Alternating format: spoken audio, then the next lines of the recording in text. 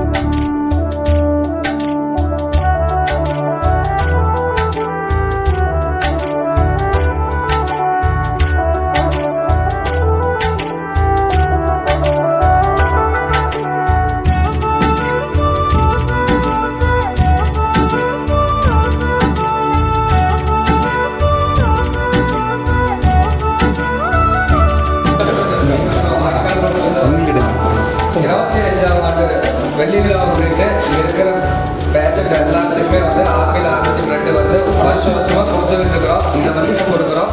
வாய்ப்புங்க.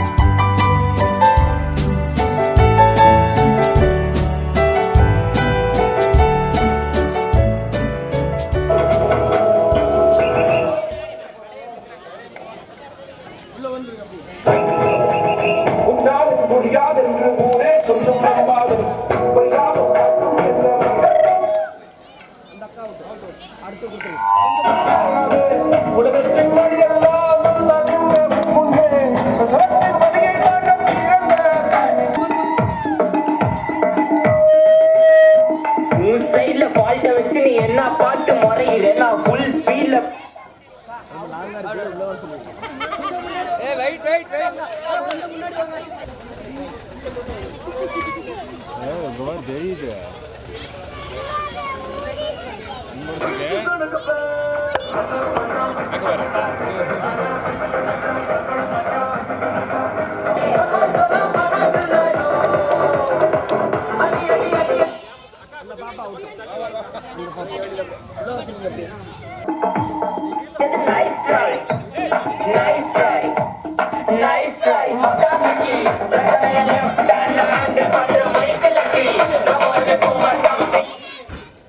அக்கா கொஞ்சம் gap நில்லுங்கக்கா.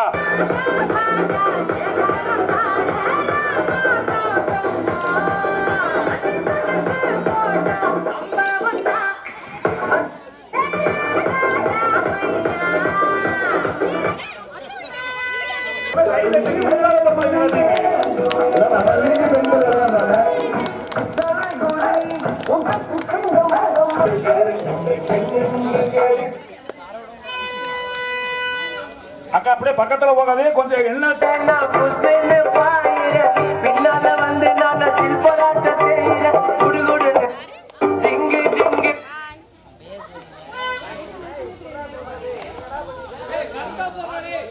Hello, பாட்டு போடுறவங்க கொஞ்சம் பெரிய லைனா லென்த்தா ஒரு 4 நிமிஷம் இருக்கிற மாதிரி பாட்டை போட்டு பாஸ் பண்ணி போடுங்க.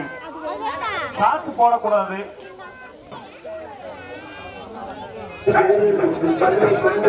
கொஞ்சம் வெளியில அப்படி எல்லாருமே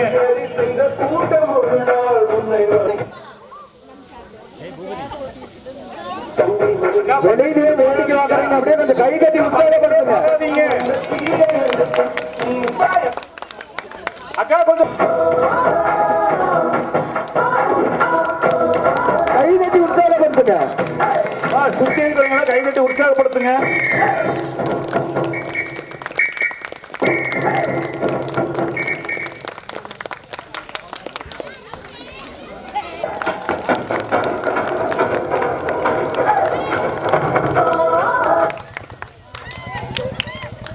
இங்க பாருங்க, அப்படியே 2 கை நீட்டி இல்லைங்க, 2 கை நீட்டி இல்லைங்க. அப்ப மாத்தம் குச்சிய அதுதான் நல்லா இருக்கும்.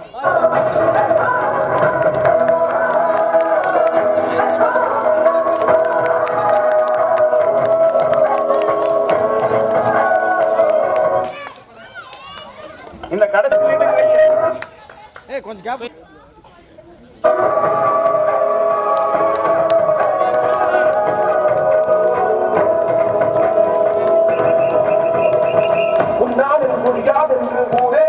கைகட்டி உற்சாகப்படுத்துங்க. கைகட்டி உற்சாகப்படுத்துங்க. ஏங்க நம்ம பெருமனை விளையாட்டு இருக்கிறாங்க.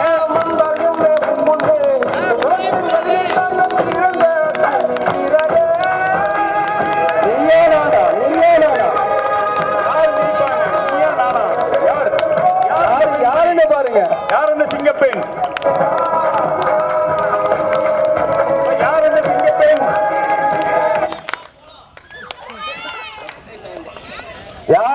யாரு அந்த முதல் பரிசு? அக்கா அந்த சிங்கப்பெண்ணுக்கு வாழ்த்துக்கள். எல்லாரும் விளையாண்ட அத்தனை பெண்மணிக்கும் வாழ்த்துக்கள்.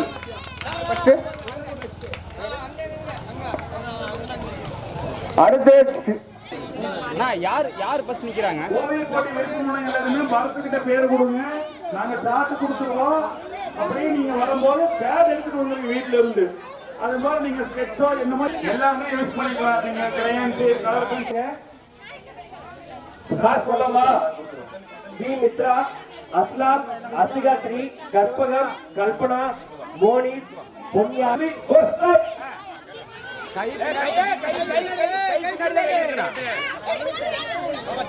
ஜம்ப் பண்ணுங்க. அஸ்மிதா, அஸ்மிகா, ரிஷன், பொன்யாதவ், மோனி, கல்பனா. பிரச்சனை கையில் ஊசத்தை கூட சாப்பிடுங்க. இப்ப சாப்பிடுங்க. இப்ப கையை பேக் கட்டுங்க. கையை பேக் கட்டு.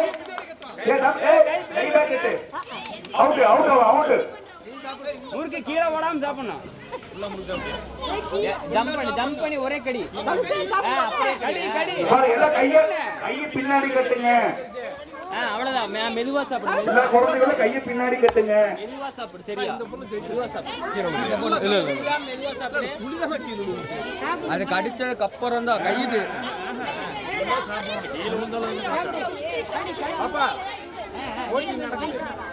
அஸ்மிதா அஸ்மிதா யாரு? அஸ்மிதா எல்லாத்தையும்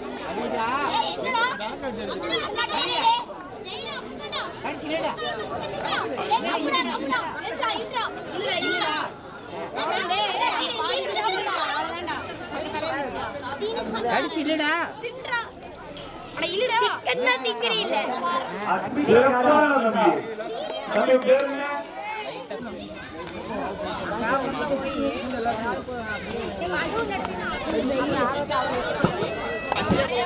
முதல் பெண்மணி பேர் என்னப்பா? பாத்திமா. பாத்திமா. பாத்திமா பவித்ரன்.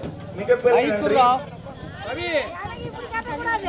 தெரியல கேட்டு பாரு சொல்லுவாங்க பாரு 5ன்னு.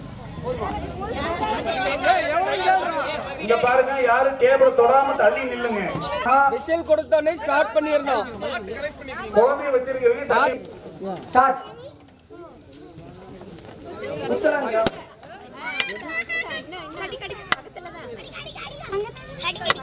கை தட்டுங்கப்பா. நீங்க கூடி இருக்கிறீங்க, அங்க இருக்கிறது இங்க இருக்குன்னு சொல்லக்கூடாது. உற்சாகம் மட்டும் படுத்துங்க. அந்த பக்கம் இருக்கிறது இந்த பக்கம் இருக்கிறது யாரும் சொல்லக்கூடாது. உற்சாகம் மட்டும் படுத்துங்க. இப்ப குத்து சொல்ற பார்க்கலாம். டேய் 3 மடல் மட்டும் போய்டா, நிறைய வேணாம்டா.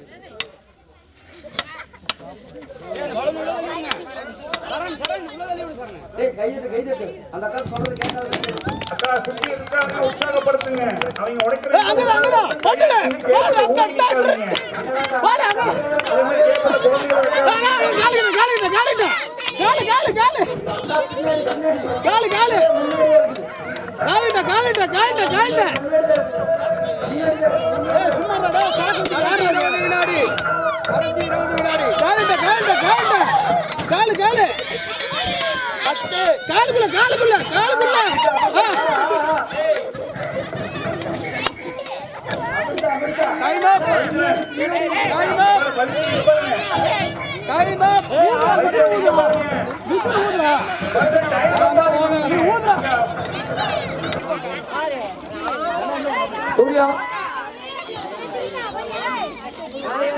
அன்பு தம்பி சூர்யா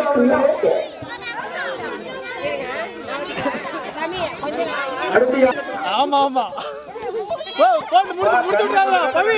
மூக்கு மேல கட்டுங்க, மூத்திட முடியாது. வேணும்டா கட்டுறாரு. டேய் நல்லா டைட் பண்றா, தெரியுது உங்க அம்மாக்கு. டேய் உன கட்டத்தை பவிங்க குடு பவி நான் மடிச்சேன். உள்ள வாடா, இல்ல சும்மா சொல்லிட்டே இருக்காங்க, நாங்க நின்னு ஏதாவது. இங்க வாங்க நான் கட்டுறேன்.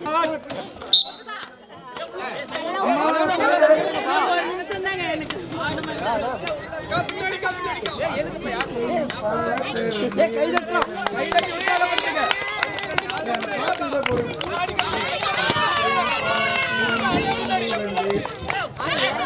அலோனா உள்ள தள்ளுங்க. அலோனா உள்ள தள்ளுங்க. எங்க சுத்தி இருக்கீங்க, பலனை உள்ள தள்ளுங்க. எங்க டேபிள் உட்காராதீங்க.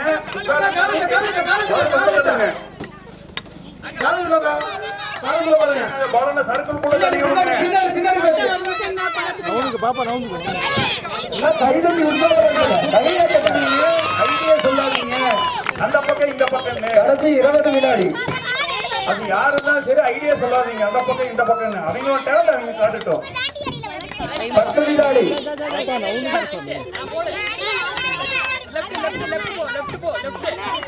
சாருங்க லெஃப்ட் ரைட்ல சொல்லாத சார், இது கேமே கிடையாது.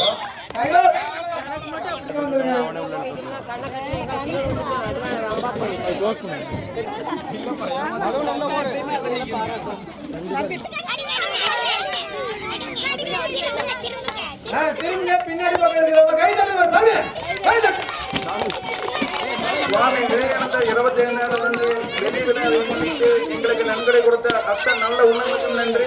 மீண்டும் நன்கொடை வசூலிக்கப்படுகிறது. ஒரு விளையாட்டு கை தட்டி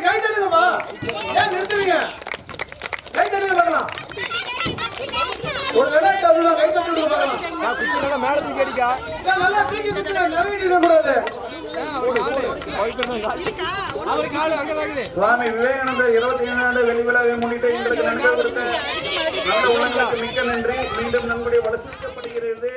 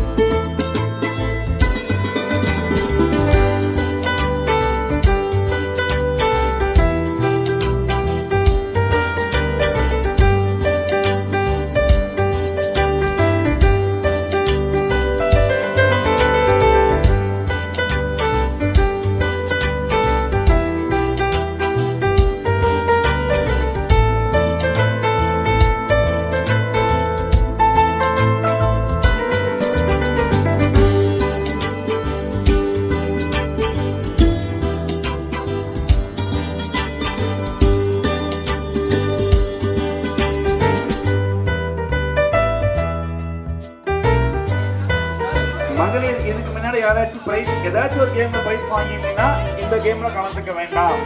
மத்தவங்களுக்கு வாய்ப்பு கொடுங்க. அக்கா சாப்பிடுங்க. அக்கா சாப்பிடுங்க.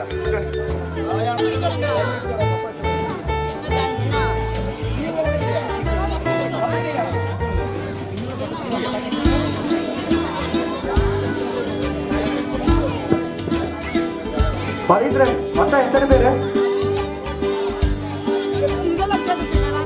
நாங்க ரெடி 1 2 3 சொல்லுவோம். வெங்காயத்தை உரிச்சு வச்சுக்கோங்க. தேவை மட்டும்தான் உரிக்கணும்.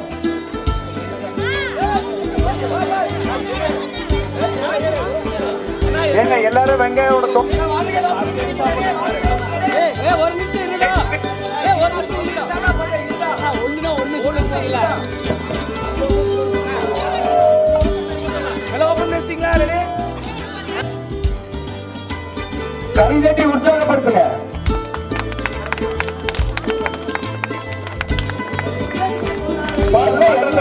நல்லா கைதட்டி உற்சாகப்படுத்துங்க. பெரிய சில்வர் பாத்திரம் ஏங்க சுத்தி இருக்கிறவங்க எல்லாரும் கைதட்டி என்கரேஜ் பண்ணுங்க.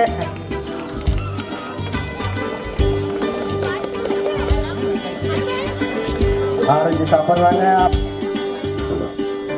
கைதட்டி உற்சாகப்படுத்துங்க. எவ்வளவு போச்சா பார்க்காதீங்க.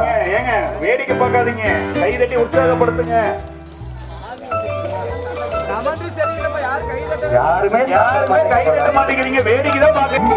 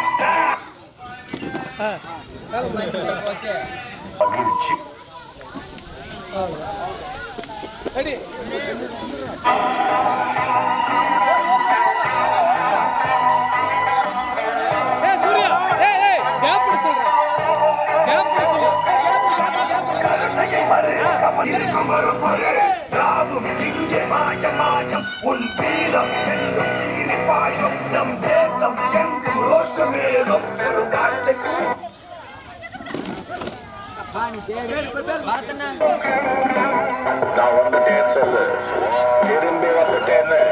25 வருஷத்துக்கு முன்னால எப்படி போனாரோ கபாலி அப்படியே திரும்பி வந்துட்டான்.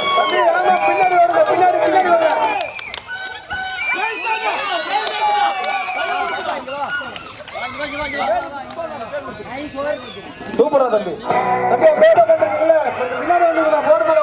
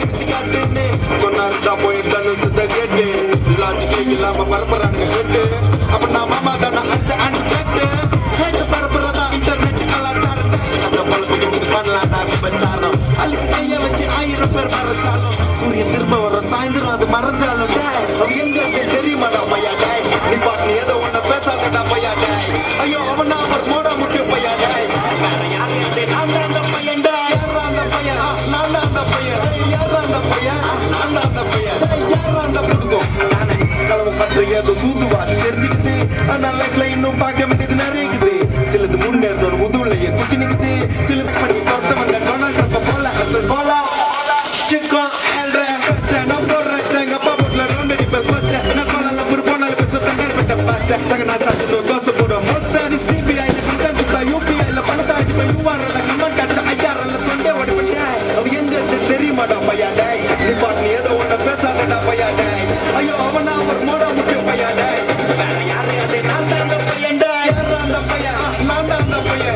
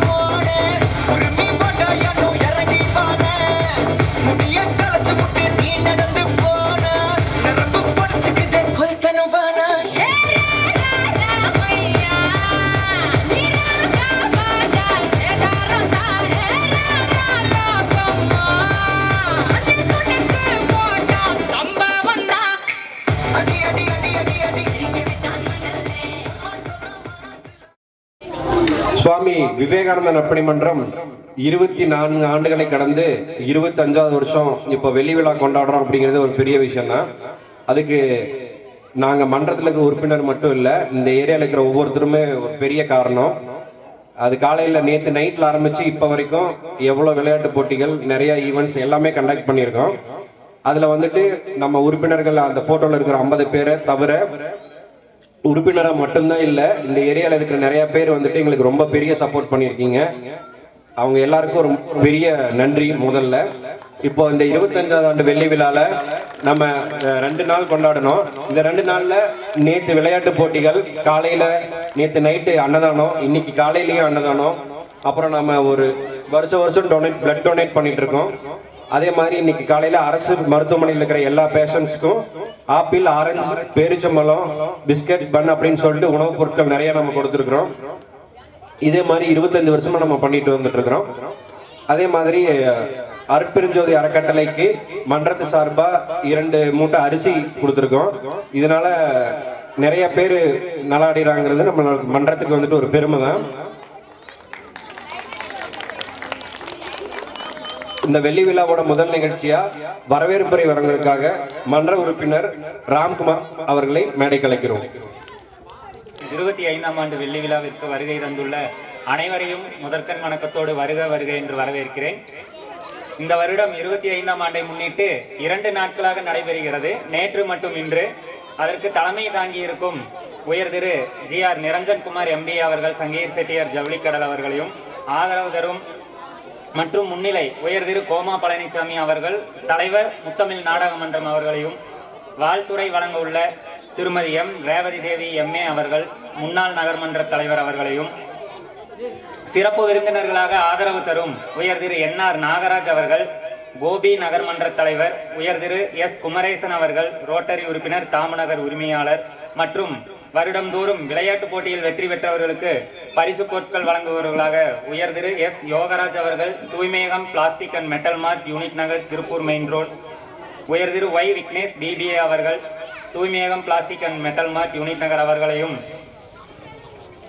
மற்றும் முன்னாள் உறுப்பினர் மற்றும் தலைவர்களாகிய GS செந்தில் மற்றும் வேலுச்சாமி அவர்களையும், சிறப்பு விருந்தினராக திரு எஸ் செல்வம் மாருதி டிரைவிங் ஸ்கூல் அவர்களையும்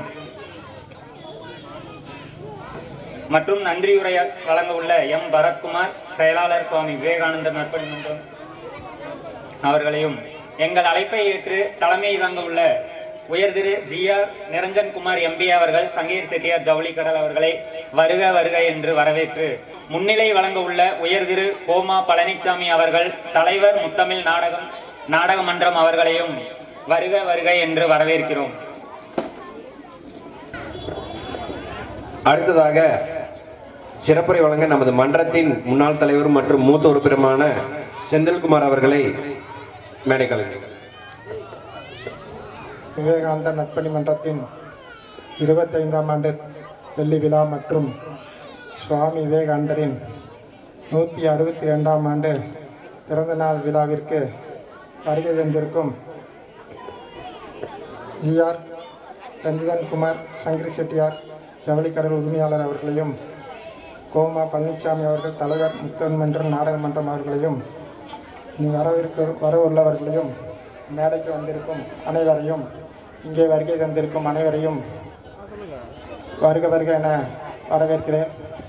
25 வருடங்களுக்கு முன்பு இந்த ஏரியாவில் நற்பணிகள் செய்வதற்காக ஒரு மன்றம் ஆரம்பிக்க வேண்டும் என்று முடிவு செய்தோம்.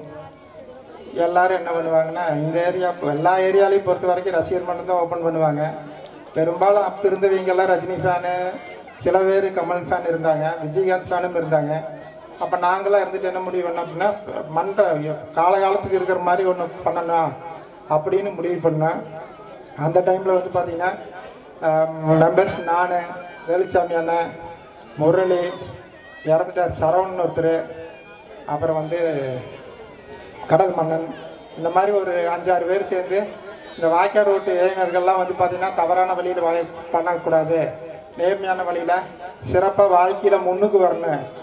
மன்றனா ஏதோ ஒன்று பண்ணிட்டு போகிறது முக்கியம் இல்லை, ஒரு ஃபங்க்ஷன் பண்ணுறோம், ஒன்று பண்ணுறது முக்கியம் இல்லை, எல்லாருமே வாழ்க்கையில் ஓரளவுக்காவது ஸ்டேட்டஸ் வரணும் அப்படிங்கிறக்கோசரம் மன்றத்துக்கு வந்து ஒரு ஆரம்பிக்கலான்னு முடிவு பண்ணேன். அப்போ வந்து பார்த்திங்கன்னா 2 பேர் சூஸ் பண்ணேன். ஒன்று வந்து சுவாமி விவேகானந்தரோட பேர், இன்னொன்று வந்து பாரதியார் பேர். அப்புறம் நீண்ட ஆலோசனைக்கு பாரு எல்லாமே வந்து பார்த்தா வேர்ல்டு ஃபுல்லாக ஃபேமஸ் சுவாமி விவேகானந்தர், நம்ம தமிழ்நாடு ஃபுல்லாக ஃபேமஸ் பாரதி. சரி, விவேகானந்தரோட பிறந்தநாள் வந்து இளைஞர் எழுச்சி தினமாவோட கவர்மெண்ட் கொண்டாடிட்டு இருக்குது. ஆன்மீகவாதியமாச்சு. நம்மளுக்கு வந்து பார்த்திங்கன்னா இளைஞருக்கு உண்டான எழுச்சி கண்டு அதிகமாக இருக்கிறது பார்த்திங்கன்னா யாருன்னா விவேகானந்தர் தான். அப்போ சுவாமி விவேகானந்தருக்கு ஒரு மன்றத்தை ஓப்பன் பண்ணிடலாம், காலகாலத்துக்கு இருக்கணும், இனிமேல் வரக்கூடியவங்க இதை ஃபாலோ பண்ணி நல்வழிப்படுத்தணும் அப்படிங்கிறக்கோசரம் இந்த மன்றத்தை ஆரம்பித்தோம். சுவாமி விவேகானந்தர் வந்து பார்த்திங்கன்னா 12/1/1863 பிறந்து 4/7/1902, அதாவது 40 வருஷம் கூட உயிரோடு இல்லை. அவர் வந்து பார்த்திங்கன்னா 40 வருஷத்துக்குள்ளார ஒரு 100 வயசு வாழ்ந்தவங்க என்ன சாதிப்பாங்களோ அதை விட பல மடங்கு சாதிச்சுட்டு போயிட்டார். சுவாமி விவேகானந்தர் பற்றி சொல்லணும் அப்படின்னா ரொம்ப ஏழையான குடும்பம், வறுமை கோட்டு கீழே இருக்கிற குடும்பம். அவர் வந்து பார்த்தீங்கன்னா மன நிம்மதிக்கோசரம் ராமகிருஷ்ண பரமஹம்சர்கிட்ட அப்போதைக்கப்போ போவார். ஒரு கடைசி காலகட்டம் ஒரு 3 வருஷம் மட்டும்தான் ராமகிருஷ்ண பரமஹம்சர்கிட்ட முழு நேரம் சிஷியனாக இருந்தார். மீதி டைம்லாம் கொஞ்சம் டைம் தான் இருந்தார். ராமகிருஷ்ண பரமஹம்சர் பார்த்தீங்கன்னா சின்ன வயசுலேருந்தே வந்து பார்த்தீங்கன்னா ஆன்மீக புக்கை நிறையா படித்தவர். மகாபாரத, ராமாயணம், 4 வேதங்கள், 1008 உபநடதிகள் எல்லாம் ஏகப்பட்டது படித்து வச்சுருந்தார். சுவாமி விவேகானந்தர் என்ன பண்ணார்னா 3 வருஷத்தில் சுவாமி விவேகானந்தர் என்னென்ன ராமகிருஷ்ணர் பரமஹம்சர் சொன்னாரோ அத்தனையுமே மைண்டில் ஏற்றிட்டார். அதனால் அவர் 50 வருஷம் படித்த வேலை மிச்சமாயிருச்சு. நம்ம ஸ்கூலுக்கு போகிற வாத்தியார் சிறப்பாக கிளாஸ் எடுத்தால் எந்த ஸ்டூடெண்ட்ஸும் படிக்க வேண்டிய அவசியமே இல்லை. நான் கூட சொல்லுவேன் நிறைய பேர்கிட்ட, படிக்காமையே பாஸ் பண்ணுற பிள்ளை தான் நாளைக்கு ஃபியூச்சரில் ஜெயிக்கு. படித்து பாஸ் பண்ணுற ஒரு 90 150 படிச்சுன்னா டெம்பரவரியாக மார்க் வாங்கிக்கலாம், அவ்வளோதான்.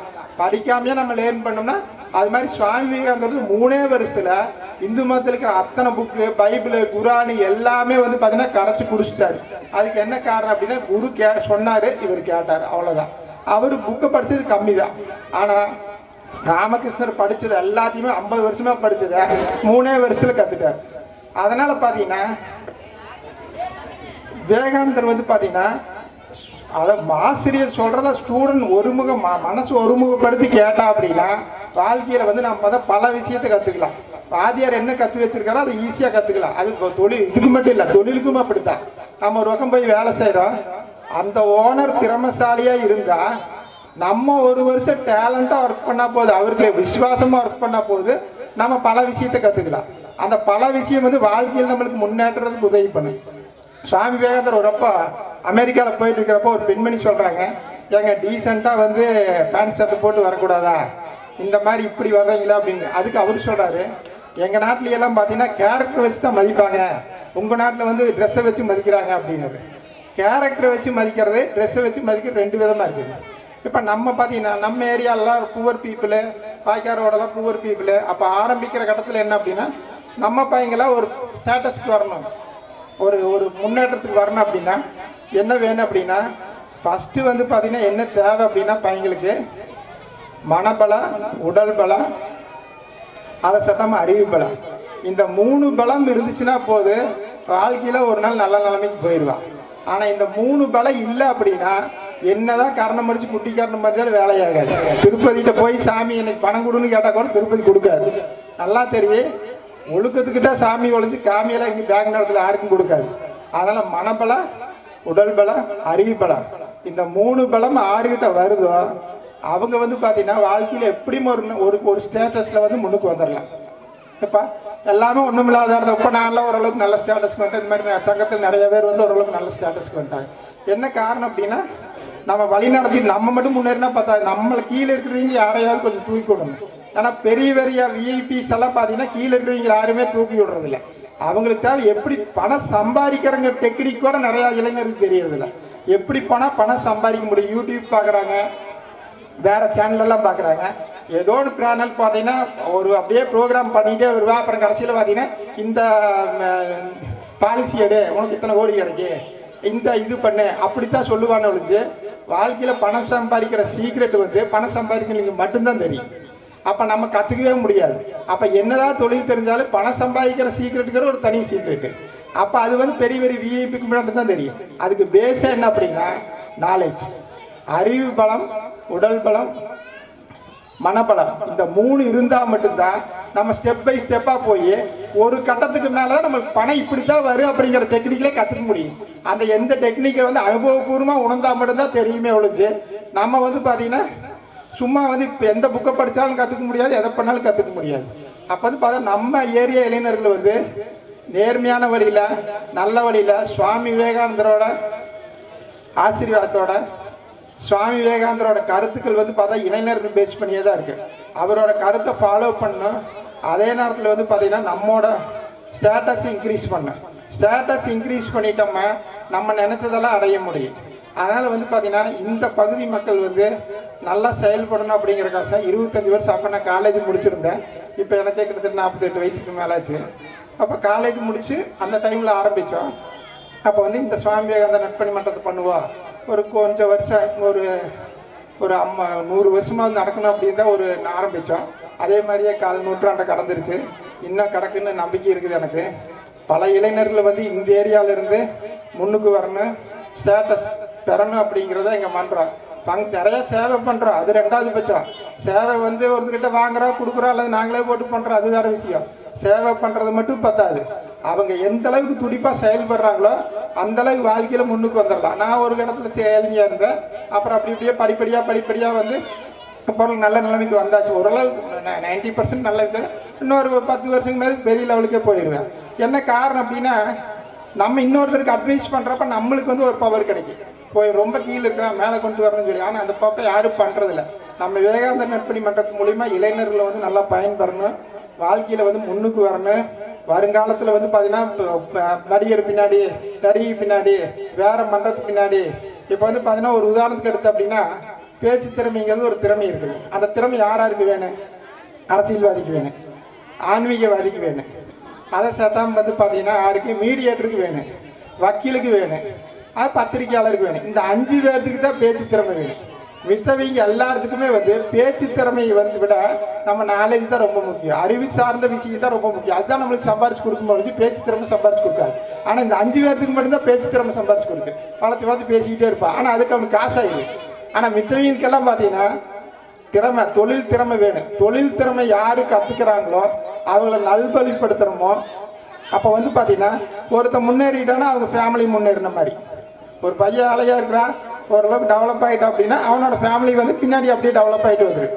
அதில் வந்து 25 வருஷத்துக்கு முன்னாடியே ஆரம்பித்தோம். வேலுச்சாமியான நான் இருக்கிறேன், இன்னும் 2-3 பேர் இல்லை, எல்லாம் போயிட்டாங்க. பரவாயில்ல, நாங்கள் சின்ன பையனுக்காட்டி எப்படி இருக்கிறேன். ஒரு 25 வருஷம், ஏன்னா காலேஜ் முடிச்சோன்னு வந்தேன். இப்போ வந்து பார்த்தா 25 வருஷம் முடிஞ்சிருச்சு, கனவு மாதிரி போயிடுச்சு. வாழ்க்கையில் நல்லா முன்னுக்கு வந்துட்டோம். அதே மாதிரி எங்களுக்கு கீழே வரவங்களே வாழ்க்கையில் முன்னுக்கு வரணும்.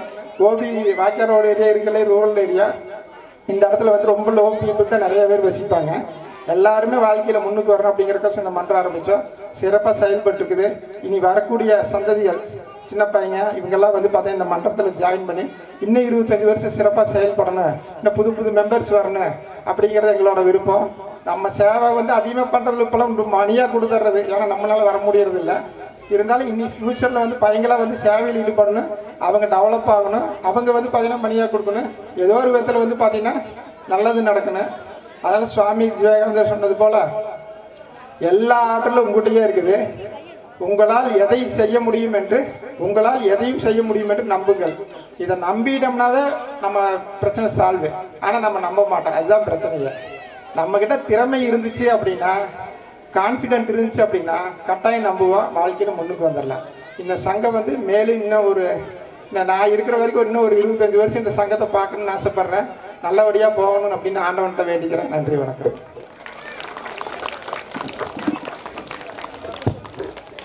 சிறப்புரை வழங்கிய செந்தில்குமார் அவர்களுக்கு நன்றி. அடுத்ததாக மாருதி டிரைவிங் ஸ்கூல் உரிமையாளர் திரு செல்வம் அவர்களை சிறப்புரை வழங்க அழைக்கின்றோம்.